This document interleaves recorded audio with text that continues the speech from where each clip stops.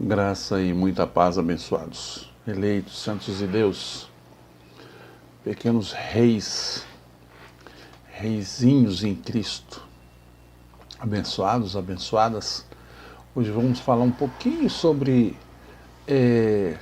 um tema que é meio complicado, né? Muita gente pode, como sempre, né?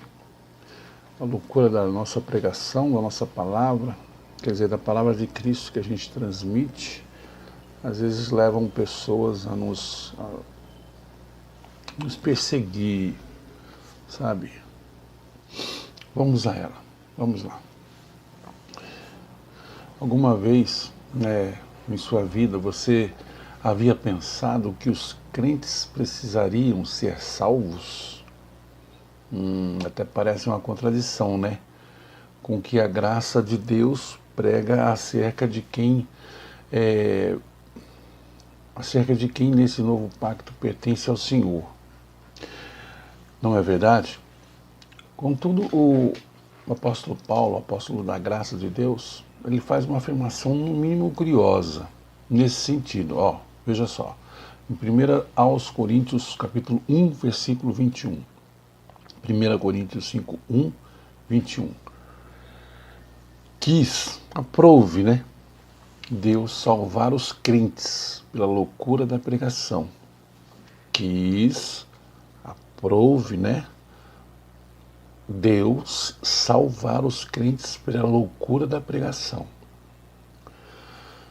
Ocorre que todos nós, cristãos em graça, principalmente para nós que cremos, né, que estamos reinando em vida, que nós cremos pelo que está escrito, nós cremos, não no que o pastor homem, carne, disse, mas pelo que o pastor verdadeiro, aquele que está em você, aquele que escolheu você, Deus, o verdadeiro mesmo, entendeu? Porque hoje homens querem tomar o lugar de Cristo, do pastor, sendo que o pastor é um só. Sabemos que Cristo já nos salvou eternamente. Isto já nos foi revelado pelo Evangelho da Graça. Todo filho de Deus em graças já sabe que uma vez salvo para sempre. Eu já falei isso aqui, né? Uma vez salvo para sempre. Como? Aí você pode ler. Isso não são só as minhas palavras, né?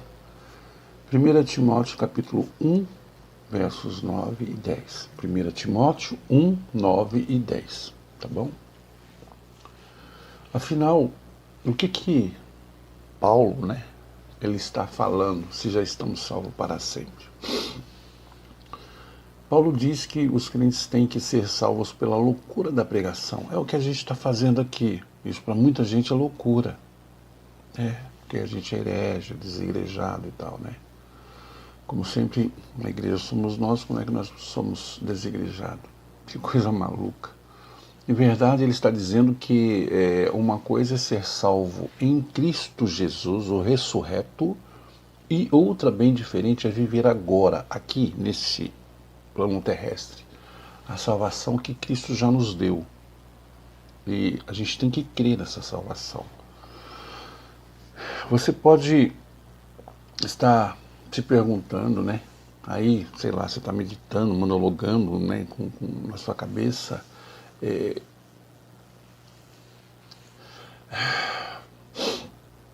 O que será que esse Hélio, né, do canal Conversa em Graça, está querendo dizer com isso? Salvar os crentes. Dito por Paulo, mas salvar os crentes de quê? Vamos lá. Em primeiro lugar, temos pela pregação da palavra que salvar os crentes de si mesmos. Si mesmo. Em 1 Coríntios, capítulo 2, versículo 7, mas falamos sabedoria de Deus em mistério, a sabedoria oculta, a qual Deus predestinou. Veja, entenda muito bem. Algumas pessoas podem maquiar certas palavras. Predestinou e está. Veja que o verbo aqui está no passado. Não é que predestinará. Predestinou.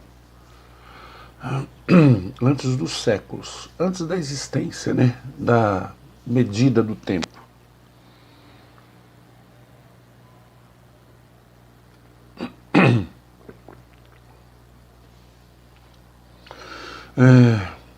Para a nossa glória. Assim, para salvar um crente de si mesmo, é necessário pregar-lhe sobre a sabedoria predestinada. Essa oculta em mistério. E essa sabedoria que diz que você, assim como eu, foi predestinado por Deus antes da fundação dos séculos, antes da fundação do mundo, né? Nós vemos isso aí lá em Romanos 8, 28, né?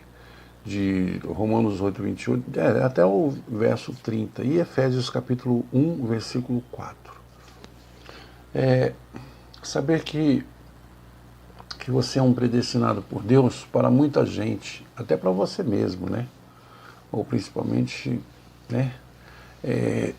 Você se vê na posição e condição de pecador.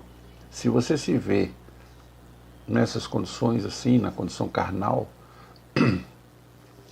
mas essa palavra que é poder de Deus, diz que não é assim. Por isso essa palavra salva você, salva os crentes, ou melhor, salva os crentes, salva os que creem. Dá para entender? Se você crê, ela salva você. Em segundo lugar, né, temos que salvar os crentes do Jesus judeu. Nós temos que entender muito bem essa posição, essa palavra. Como assim, Hélio? Explica melhor. No livro de Hebreus, no capítulo 10, 19 e 20, está escrito, presta atenção. Hebreus 19 e 20 está escrito: tendo a liberdade para entrar no lugar santíssimo pelo novo e vivo caminho que ele nos abriu. Veja, nós lemos lá no Antigo Pacto, em João 14, que ele é o caminho, ele é a verdade e ele é a vida. No Antigo Pacto, ok? Lei de Moisés. Então, hoje muitos eles vivem no Antigo Pacto, porque ele é ensinado assim. Então, quando você vai falar, eu vou falar alguma coisa aqui, como eu estou falando agora, eu sou herege. Que ele não aprendeu assim, porque ele não leu, não entendeu. Vamos ler novamente.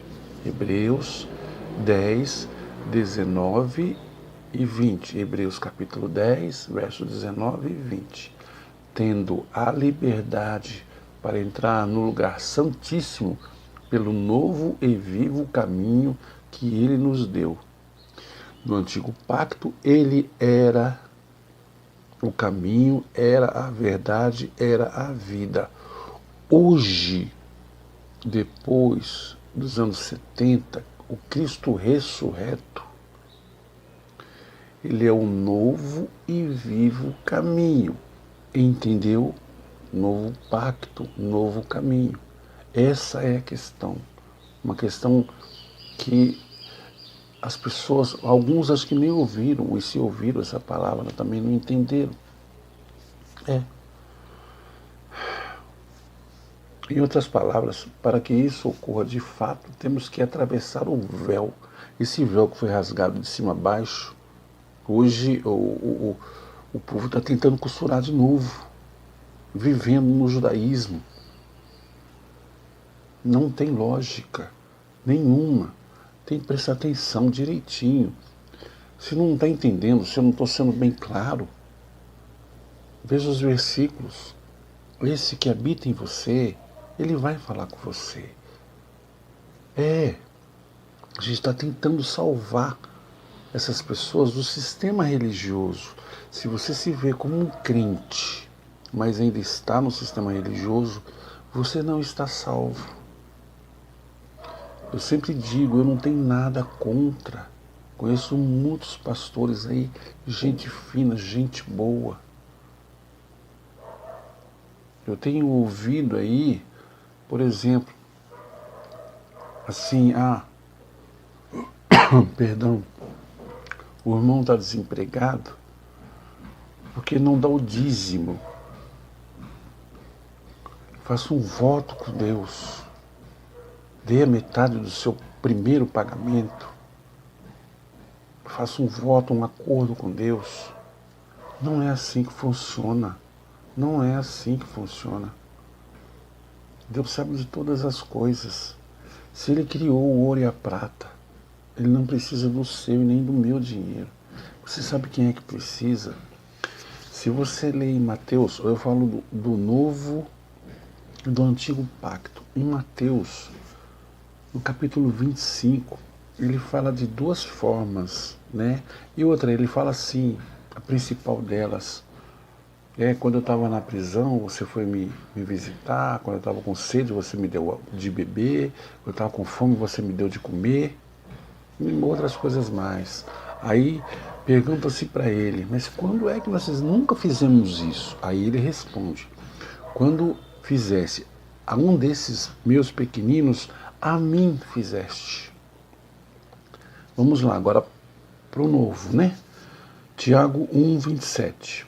Você vai ter que ajudar. Essa é a verdadeira obra que Deus quer que você faça, que eu faça.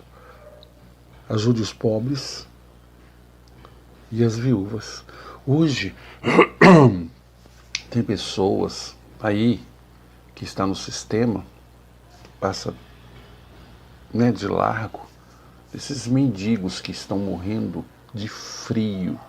E uma vergonha quando você vê um empresário que está passando dificuldade também, lógico, com essa pandemia, né? Caiu muito a sua receita, lota-se caminhões e caminhões, vai, e doa um cobertor, alimento. Pessoas às vezes que nem têm condição fazem isso. É uma vergonha para aquele que se diz crente. É daí que ele tem que ser salvo. Uma pessoa que não tem nada a ver com Deus, não tem nada a ver com Deus. Ele não profere que não, eu sou evangélico, eu sou um cristão assim. Não, ele não faz nada disso. De repente está fazendo. Ele está sendo mais abençoado do que certos cristãos, que se dizem cristãos, né? Que eles vão na onda desses pastores, esses cães gulosos. Eu me irrito com esse tipo de coisa. Mas isso aí também é criado por Deus. Só que é para as pessoas que se dizem crentes serem salvas. Mas elas não entendem.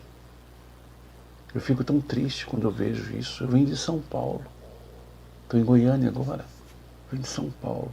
Eu cheguei a ver muita gente. Ver assim não, mas ver a pessoa agora, você lá vai dar, por exemplo, você dá uma esmola e fala, fica aí ainda, desgraçado, fica pedindo dinheiro aí, porque não sei o quê. Não é assim que Deus quer. No chamado Ventinho, na Praça da Sé, eu via as pessoas lá, logicamente que você não pode ajudar todos, mas um lanchinho, alguma coisa, bom, estamos aí, beleza pura e tal. Você não pode fazer muita coisa, então você faz o que você pode. Está ajudando aos pobres. Hoje eu vejo o camarada, amanhã, durante o dia, eu vejo ele na televisão esticado, morto, de frio. É aí que tá. Então, se eu tiver condições, que Deus vai me dar condições, e vai te dar condições de você, se você não vai se locupetar assim, sabe? Olhar para o seu umbigo. Se Deus deu essa condição para você, Ele só vai dar essa condição para você a hora que você entender essa verdade. Que você é uma pessoa salva já. Salva em Cristo ressurreto. Não salva porque está indo no sistema religioso naquela igreja de paredes. se reunir, todo mundo pode e deve se reunir. Mas veja, Jesus era um e tinha mais 12. E carpinteiro, e nunca construiu uma igreja. Ele sempre pregava em vários, ide pelo mundo e pregai o meu evangelho. Não é ficar entre quatro paredes, não.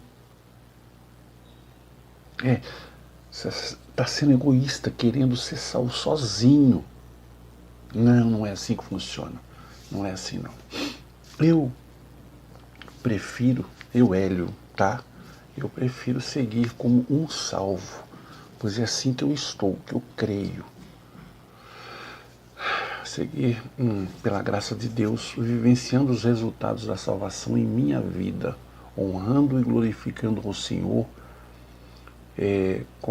com esta nova forma de ver e pensar, e os resultados da nova criação que sou em Cristo Jesus, o ressurreto.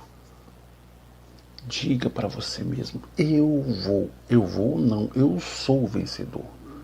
Existe uma propaganda aí de uma senhora, já de idade, é uma propaganda de um produto para osteoporose. A fala diz,